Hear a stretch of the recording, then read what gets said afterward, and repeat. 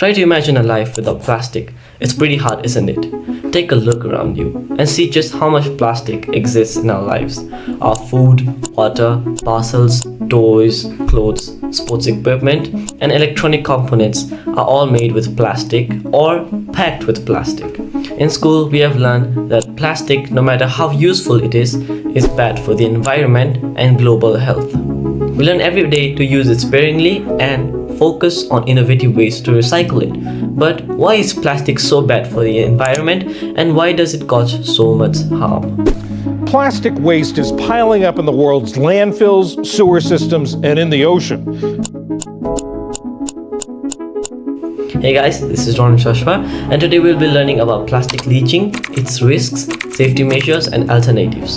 So first of all, what are plastics? Plastics are partially or entirely man-made polymers that are lightweight, durable, and strong. They can be molded into various shapes depending on their function. There are many kinds of plastics made from a variety of chemicals, but did you know that plastic packaging alone can contain around 4,000 different chemicals? The chemicals that leak out from plastic to the surrounding is what we call plastic leaching.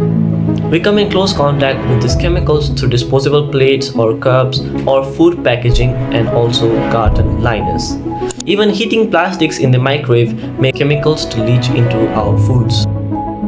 Unfortunately, the same chemicals that make plastic so durable and useful are also what endanger life further down the line. This is where plastic leaching comes into the picture. Plastic litter allows these chemicals to leach into the environment. The chemicals on plastic cups or food wrappers you sometimes see lying on the ground leach into the surrounding ground or water. As more plastic waste is dumped into the environment, it builds up over time, wreaking havoc on organic life. Another cause for concern is microplastics. These tiny plastic pieces, less than half a centimeter in size, break off plastic products. These tiny plastic pieces also carry leachable chemicals on them. Some of these microplastics can be wide as a hair strand. One study suggests that around 90% of our bottled water could be contaminated with microplastics. The researchers took 259 water bottles from 11 different brands across 9 countries and found that 93% of them were contaminated with microplastics. This is because with time, microplastics from the plastic bottle go into the water, which we end up drinking. Such water is harmful to drink. Keeping water bottles in the sun speeds up this plastic leaching process as well. So, why is plastic leaching harmful? The leachable chemicals used in plastic include chemicals called bisphenol A, also known as BPA, and phthalates. These chemicals are termed endocrine disrupting compounds, which we also call EDCs. Once they enter our body, they mess with our hormonal systems. Bisphenol A is a chemical often used in food and drink cans. It leaks out into the food we eat and enters our bodies as a result. Sadly, because plastics are cheap and easy to make, much of it goes to waste. Millions of tons of plastic have been produced to date, and much of it has been dumped in landfills or dropped in the sea. This leads to air and water pollution. Chemical-filled plants are munched on by herbivores, which in turn are snacked on by carnivores.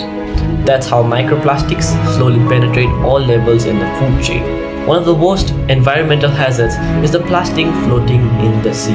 These microplastics and chemicals are taken up by marine organisms such as fish. Phthalates, as mentioned previously, is found in many plastics. However, they are not only found in plastics, they are even found in perfumes and fertilizers. Unfortunately, due to their vast presence, phthalates are making their way to aquatic environments as well. These plastic debris can carry disease-causing bacteria like E. coli, which is a type of bacteria commonly found in the intestines of humans and animals. It's too late to go back and fix the damage caused by plastic and its leaked chemicals. However, we can fight its spread and reduce our exposure. Some of the successful ways by which we can reduce plastics are: number 1, by choosing safer plastics. Choose for plastics labeled with recycling codes such as 1, 2, 4, and 5, which are PET, HDPE, LDPE, and PP. Number 2, use food-grade plastics.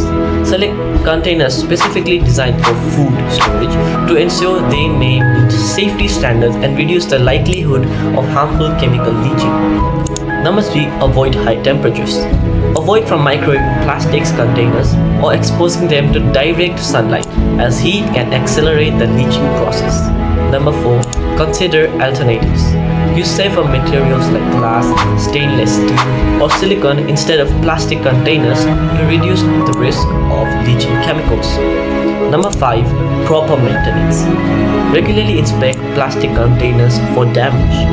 Avoid using old or deteriorated plastics and hand wash instead of using dishwashers to maintain their integrity and safety. Overall, when it comes to plastic, remember the 3 R's you mostly learned at school: reduce, reuse, and recycle. Thank you for watching. If you want to encourage and motivate me more for these videos, please do subscribe.